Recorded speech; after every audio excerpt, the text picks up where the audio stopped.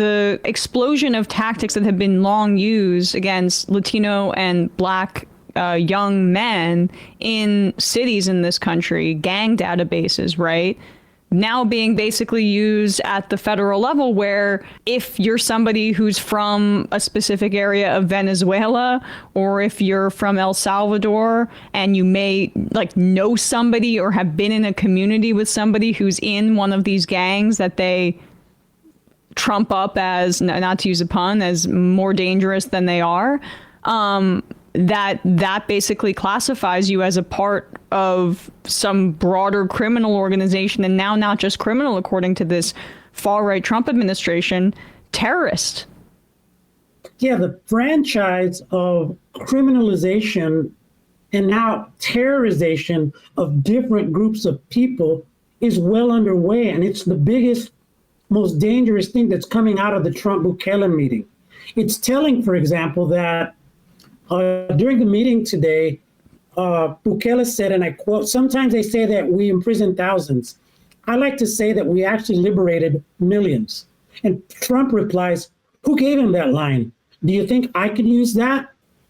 And so the meeting reflects, I think, the expansion of the local, national, hemispheric, and global enterprise of terrorization of increasing numbers of groups. You start off with the lowest hanging violent fruit, like the gangs, and they are violent, and some of them are murderous. Most of them are not. Most of the gang members are not murderers, okay? Otherwise, you'd have over 10,000 deaths in MS-13 in the US when you have an insignificant number statistically doing that. So you start off with gangs, then you extend it to immigrants generally, as you see Stephen Miller's career, growing, and Trump's own election built on that. And then you extend it to, like in El Salvador, journalists dealing with gangs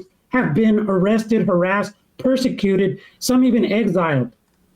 And then you extend it to activists. You start using the word activist to talk about, like you're talking about the Palestinian activists in Colombia, or the Turkish woman who was arrested by, at Tufts. At Tufts. Yeah. Or Mr. Abrego Garcia, who is still in the Secot gulag that Bukele just built.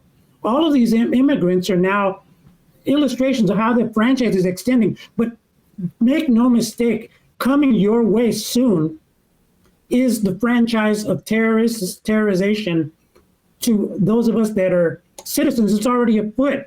Trump is already talking about deporting citizens to El Salvador, U.S. citizens. Yep. And so, this is where like my experience first growing up in pre-techno-fascist Bay Area, and then as a journalist who's reported on electronic surveillance, that, as I watched it go from the analog industrial age to the digital age of surveillance, has taught me that people like Bukele are digital dictators. We're in the age of digital dictatorship, and the industrial age structures of, like, my former comrades in the FMLN could not defeat the digital dictatorship model of Bukele. And so we have to upgrade our social movements for the digital age if we are to fight people like Bukele, who has benefited from CIA-trained Venezuelan assets, who became consultants to Bukele and helped him kind of manufacture this bizarre and dangerous reality in El Salvador that has large segments of the populace supporting him in their desperation. I really want to get to that, and also your astute comments about the Bay Area and what it's become, because so much of what you're saying reminds me of another Bay Area journalist we had on, Gil Duran, and his study of these right-wing techno-fascists. But You mentioned the CIA and its current involvement in El Salvador's politics, but it did not obviously begin there. The United States sent billions of dollars in military aid to El Salvador's government in the 80s, and it was a violent, repressive regime. If you could give us a little bit of that history as we lead into explaining how Bukele fits into that history, that would be great. Yeah, El Salvador was for the better part of the 20th century one of the longest standing military dictatorships in the world, in the hemisphere and in the world. And it's always been as well it was the first place to launch an indigenous and communist insurrection against dictatorship in the Americas in 1932, when approximately 32,000, somewhere between 10 to 50,000, we still don't know, because the memory of that has been erased in official records. People were killed by their own government. And so the violence and murder of El Salvador has ingrained itself in the political and even the social culture of El Salvador, where, for example, dictatorship after dictatorship was continually torturing, killing, disappearing, exiling, and perpetrating other actions to terrorize their way into domination. So in the 60s and in the 50s and 60s, you start seeing the birth of groups following Che Guevara and Fidel Castro in the Americas that were revolutionary, mostly Marxist-Leninist revolutionary organizations that eventually in the 1980s became the Farabundo Martí National Liberation Front, el Frente Farabundo Martí para la Liberación Nacional. And the FMLN waged a successful war to dismantle the military dictatorship. Sadly and tragically, the FMLN did not retool itself for the digital age. The analog age, Marxist-Leninist political military structures did not get upgraded for the world that Silicon Valley created. And so eventually you get in the 90s, the right-wing fascist Arena Party instituting what's known as mano dura, hard hand politics, in response to the gang problem that was growing after the war, because Bush administration, one Attorney General Bill Barr, started targeting gangs in the U.S., making up until that time the largest shift in FBI resources from counterintelligence to focus on gangs in 1992 in response to the LA riots.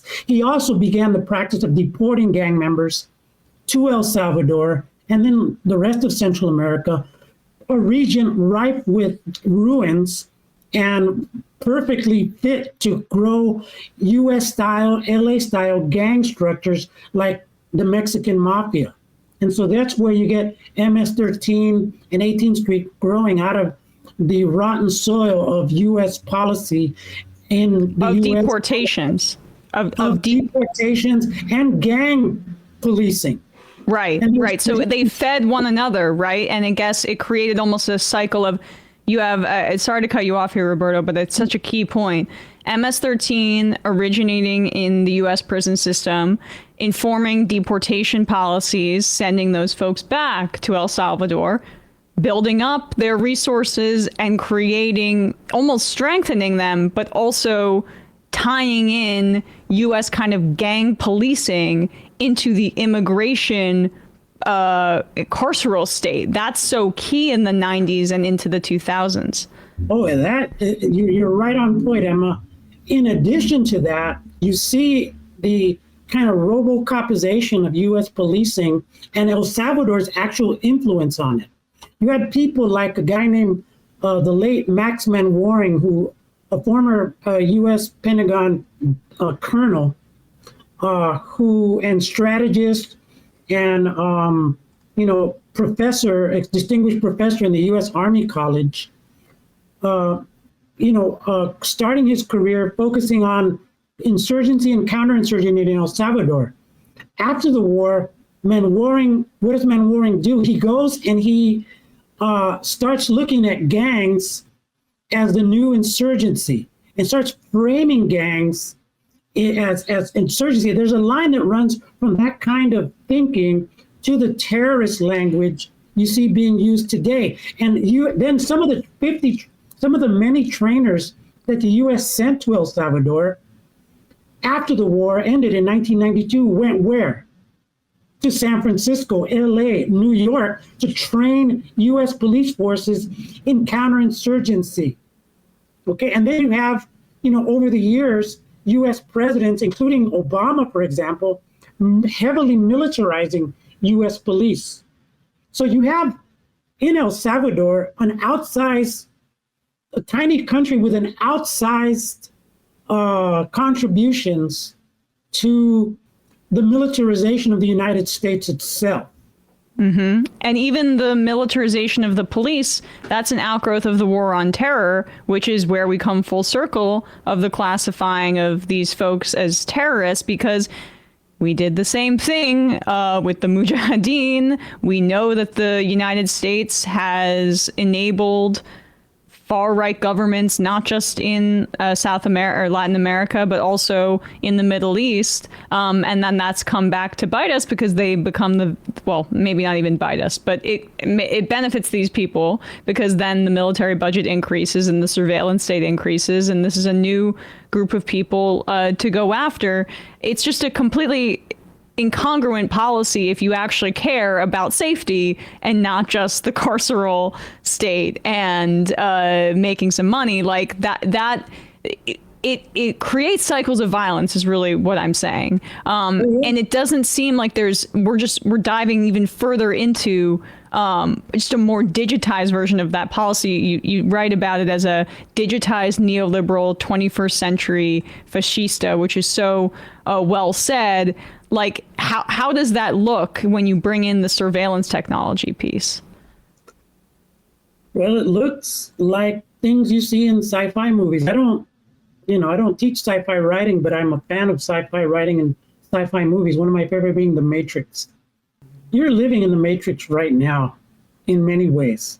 As far as the stimulation of reality, what takes place in the White House right now between Bukele and Trump is an entire stimulation when you have this terrorist language being applied indiscriminately and without any basis in reality.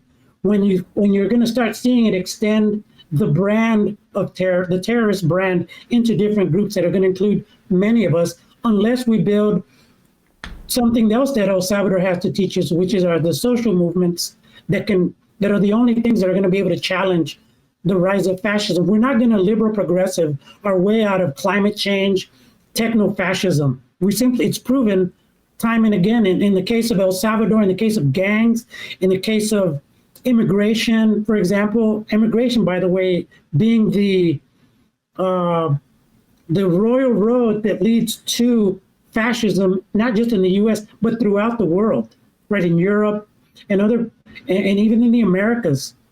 In the case of the escalation of this techno-fascist practice, we're going to have to build the social movements that kind of include elements of liberal progressivism. We're going to have to be a little more radical and to the left of that if we're to get through this. Yeah. Absolutely. And I guess that brings us to more of a modern context, because Bukele is right now meeting with Donald Trump, as you say. Apparently, he has now said he won't be releasing Kilmar Armando Garcia, calling him a terrorist. Trump is openly flirting, standing next to him with the idea of sending, quote, homegrowns to the El Salvador prison. What is this guy's background? You mentioned the FMLN, the left-wing political party in El Salvador, that he was initially a part of, but he was expelled from in 2017. Can you talk about how that happened, why that happened, and how this guy cut his teeth politically? Yeah, I mean, sadly, some of the leadership in the FMLN, my former comrades, got corrupted by power and money, and they embraced and couldn't see the danger of somebody, a rich boy, technologically sophisticated rich boy named Nayib Bukele. And he was not in any way a part of the history of the FMLN, what I would call the heroic history of the FMLN prior to becoming the dominant political force in El Salvador in the 2000s. And so there was a parting of ways between Bukele and the FMLN when Bukele was mayor. And Bukele went on to establish a political party known as Nuevas Ideas, the New Ideas Party, which actually did have new ideas, but the new ideas they're not telling you is techno-fascism, right? Taking elements of the FMLN's oppositional discourse and combining it with the traditional fascist militaristic practices of the Arena Party, also an industrial age structure. Bukele managed to, with the help of his Venezuelan digital consultants who worked to against Hugo Chavez and Maduro, they concocted this whole new way to dominate in the digital age. People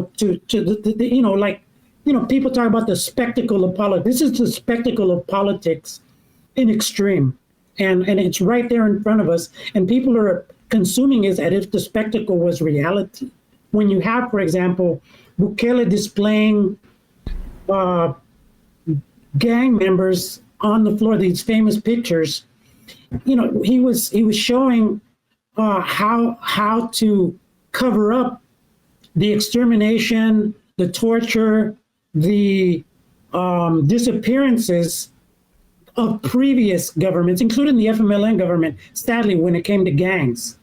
So instead of continuing he continues the worst of military dictatorship, but does it under the guise of this digital democratic spectacle that right. he's created. Is he involved in cryptocurrency as well? I mean, yes. Right. That's I mean, you also see that down in Argentina. There is a growing crypto techno-fascist movement that has close ties with Elon Musk and the Trump administration in a variety of different countries. Even as there are some success stories in South America with left-wing governments, there are, on the other side of the spectrum, these far-right kind of dictatorships. Bukele, similarly, is my understanding, is not really interested in governing very much. He hasn't done anything in office except some of this fascistic, notorious prisons where he has complete control over them and can throw in anybody he wants. A lot of it's just crypto scams, is my read of things. Absolutely. Crypto has not delivered for El Salvador. In fact, it's put it into more debt. And crypto is just another part of the digital political theater that you see in the prisons, that you see in the meeting today, that you see running through and through Bukele's project. And I'm glad you mentioned Latin America, because there's still pockets and large swaths of hope to be had in the Americas, arguably the most insurgent continent in the world when it comes to opposition to U.S. empire. And so there's a whole history there that the FMLN in its better days was a part of. That's part of why I wrote my book, to preserve the history and remind people. I mean, it was no easy thing for me, a U.S. citizen, to come out as a former guerrilla fighter. But Trump helped me to make that decision, because I realized that there was some great learning to be had in the revolutionary tradition, a word that we don't even use hardly anymore, revolucion in the US. We've forgotten that there's a whole tradition in the world that was a revolutionary tradition. And so we have to kind of go to the only thing really proven to defeat fascists over over the course of history has been revolutionary movements by and large. And we're going to need that now. So what that means, I don't have all the answers. That's beyond my pay grade. But I do know that we need to do in our social movements what psychologists, for example, do with the kids that I've interviewed in the jails of Obama, Trump, and Biden, which is to reconstitute their, the kids' brains shrink when you put them in these cages in prisons for an extended period. And psychologists treating them told me that the way they deal with them is to help the kids reconstitute their story of themselves in a way that connects. There's a part of us that's indestructible, because there's a part of us spiritually, psychologically, that's indestructible. And so liberal progressivism doesn't put us in touch with that part of our radical imagination, our radical core. And I think we need to start thinking about how do we build not just individuals, but social movements that re-engineer themselves to come back in touch with the things that make for real social change. I can't see how we're going to liberal progressive our way out of fascism. I don't. I think time and again. Well, liberalism is enabling fascism right now. I mean, we're seeing it with the liberal institutional law firms in the country, because even if you're liberal on being open to other cultures, being laissez-faire liberal in the marketplace means you're always going to abandon the secondary cultural and social liberalism for the primary means of power in society, which is wealth under capitalism. That's what we're seeing.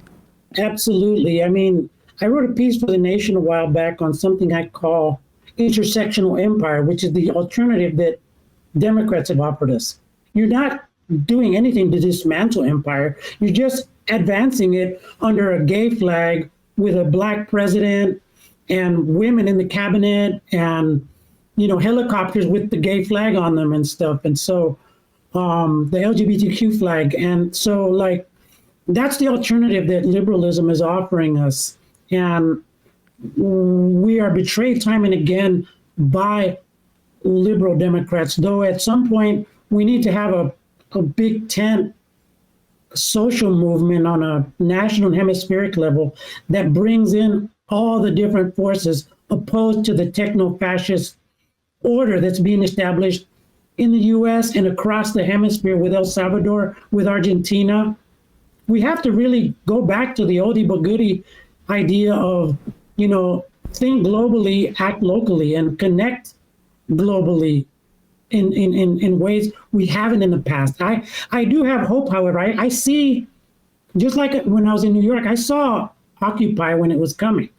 I see the possibilities in a global movement that will surpass the scale and scope and intensity of the '68 movement because of our ability to connect to each other in ways that are unprecedented from then to now.